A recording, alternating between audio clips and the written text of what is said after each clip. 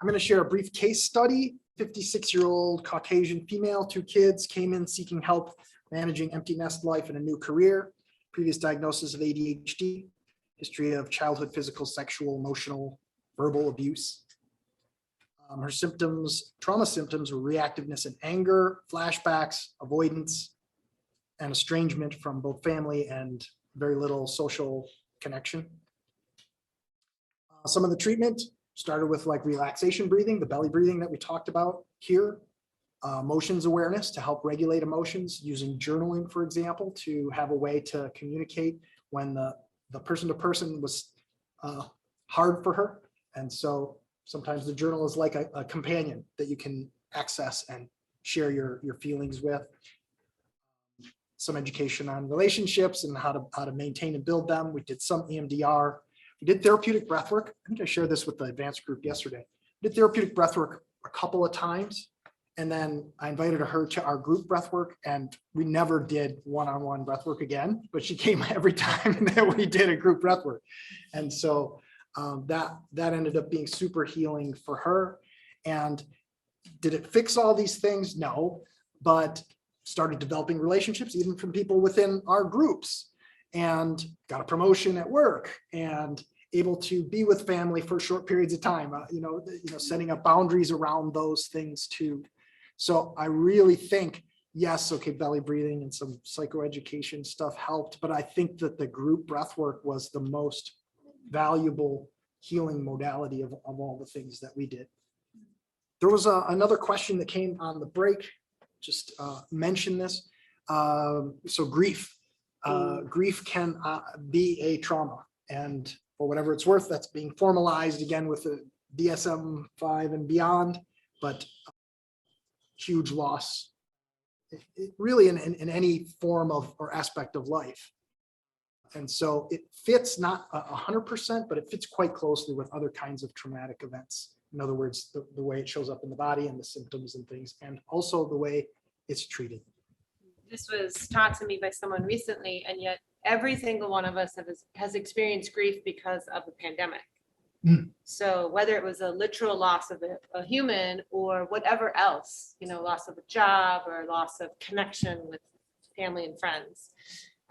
And so the entire planet is in a little grieving process right now, or a big grieving process right now. So absolutely, grief work is really important for everyone. So let's hold that thumb. So there's this thing called a vagus nerve reset that I recently learned and had used, and there's not much to show, but I'm gonna try and show it anyways. And I invite you to join in. You need to lay down, and we're just gonna take 1 to 2 minutes. Again, only do this if you're feeling comfortable.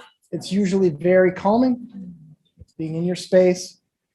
And put your hands underneath your head where the neck and the head meet, if you can. Both hands. You can interlace your fingers. This is not absolutely required, but recommended. And then we're going to look to the right as far as you comfortably can and hold looking to the right. We're going to do this for 30 seconds. Eyes open, looking to the right. Hold that position. Correct. Head is straight up. Don't move your neck. Your eyes are. Stay in this position.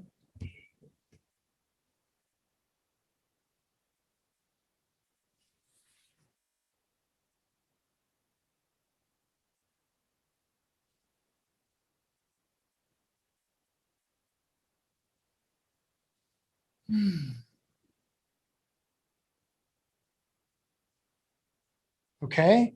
Eyes to the center. You can blink if you need to.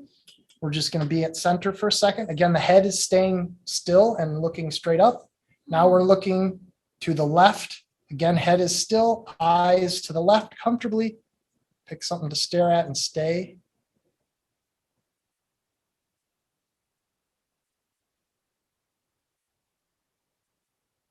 You may notice something like a sigh or a swallow, or some things like that. Those are indicating that your vagus nerve has been reset. Or a yawn.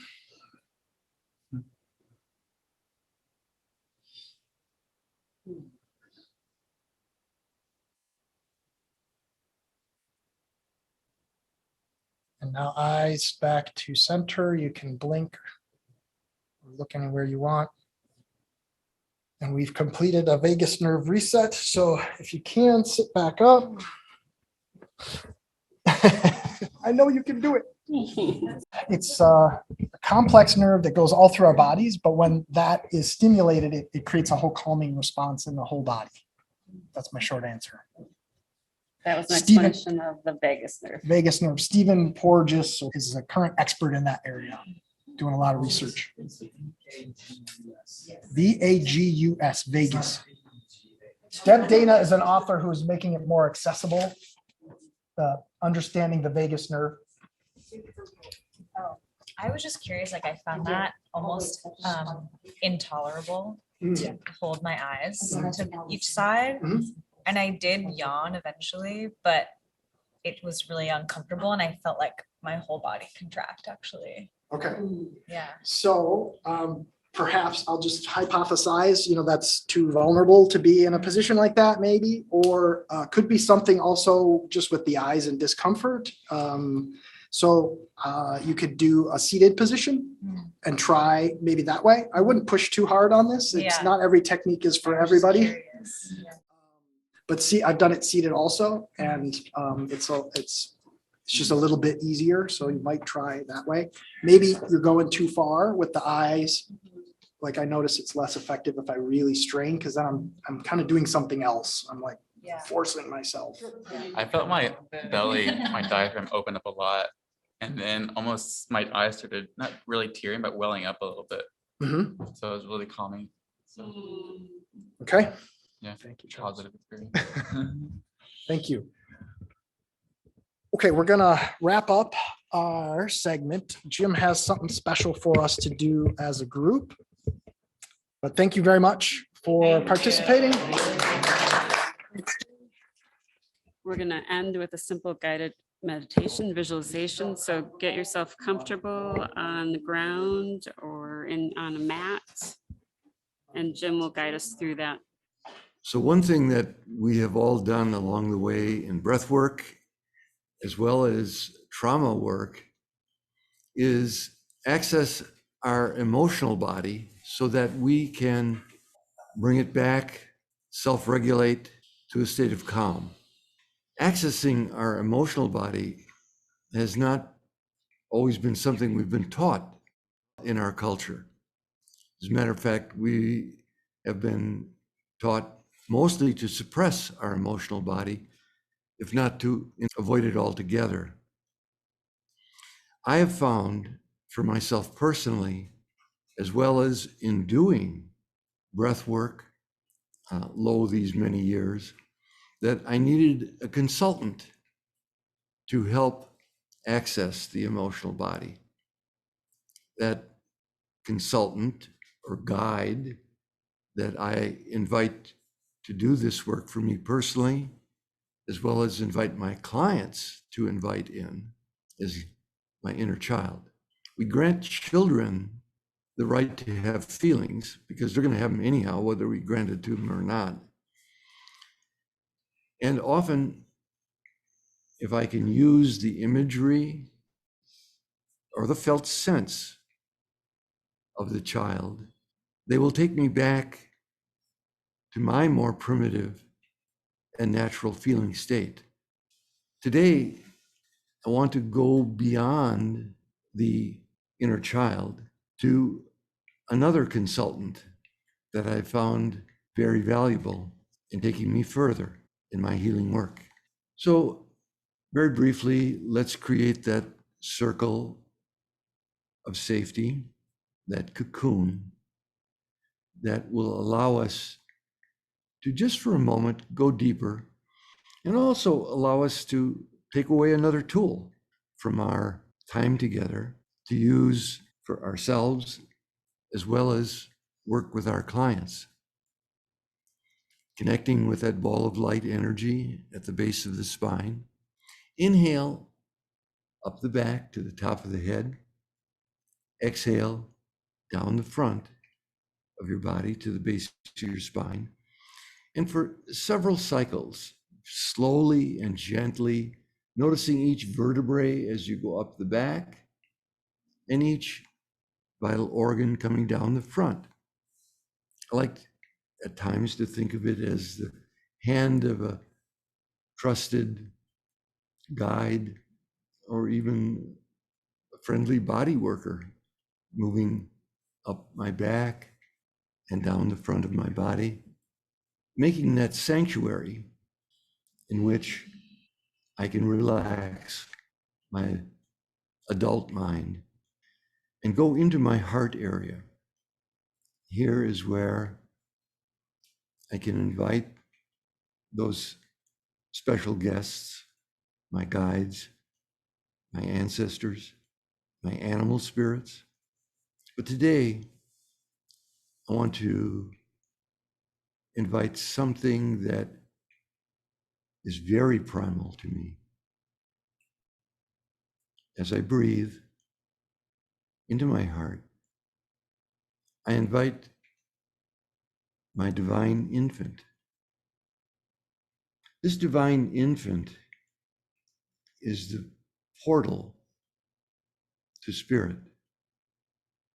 This divine infant has always been with me and knows my entire life,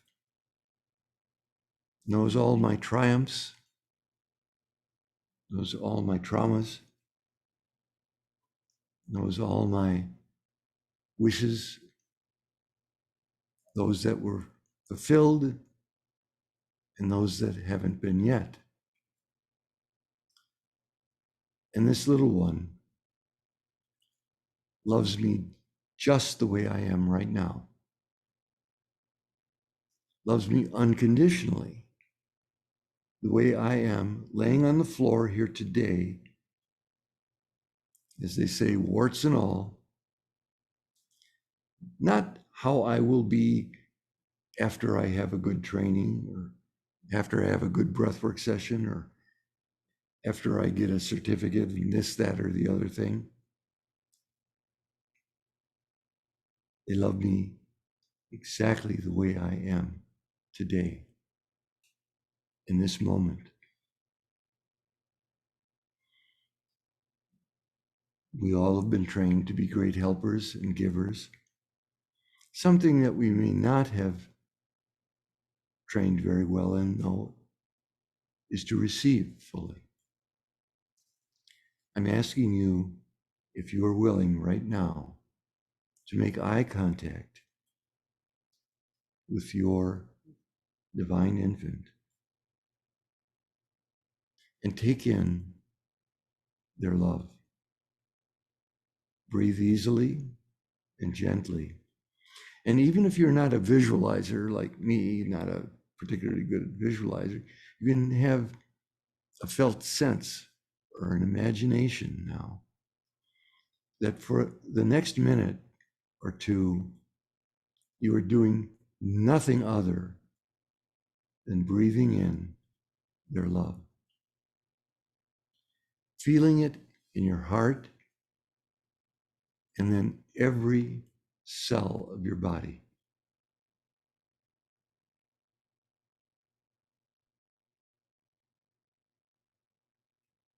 This is the nurturing that my soul longs for.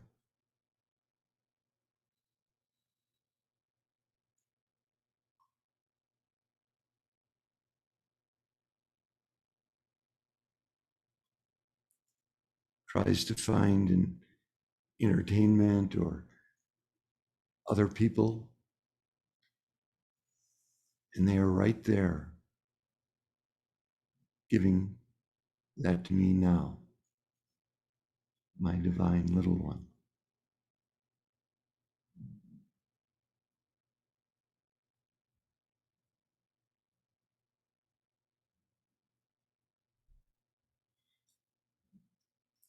Your mind may try to come in and make a story out of this. Ask it respectfully to step aside.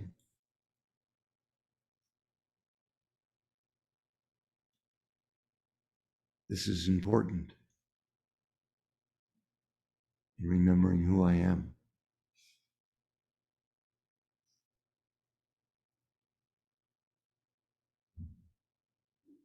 And now, if you're willing, ask your little one to take your hand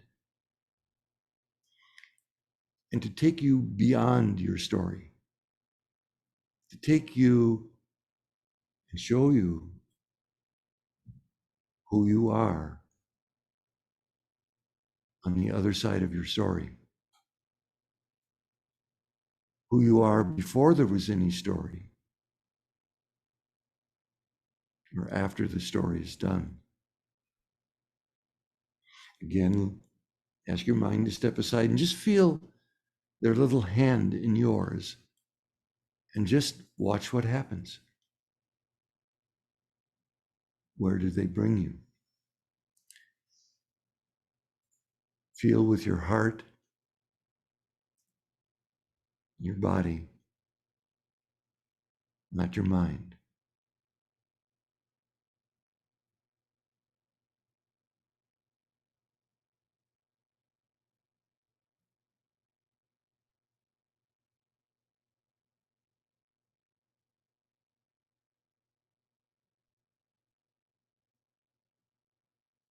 Hmm.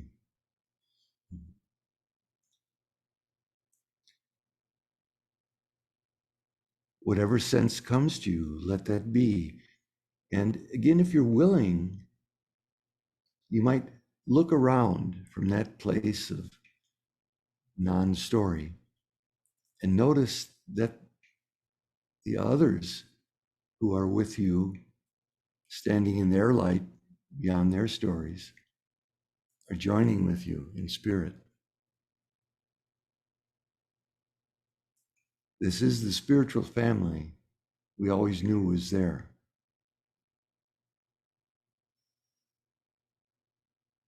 You might be willing to experience the joy, the smiles, the recognition. For some, there may even be some giddiness in being that present. But however much is okay for you to let in, let that be perfect. It's exactly where it should be right now. And this is the place I'm recommending that you return to each day. If you make an agreement with your divine infant, they will gladly bring you back to this place each day. Remind you of who you are, essentially. And that experience will grow and be with you more and more of the day. Even while your mind is taking care of business, even when your feeling state is out of sorts, or there's confusion in your mind, your heart can still be at home.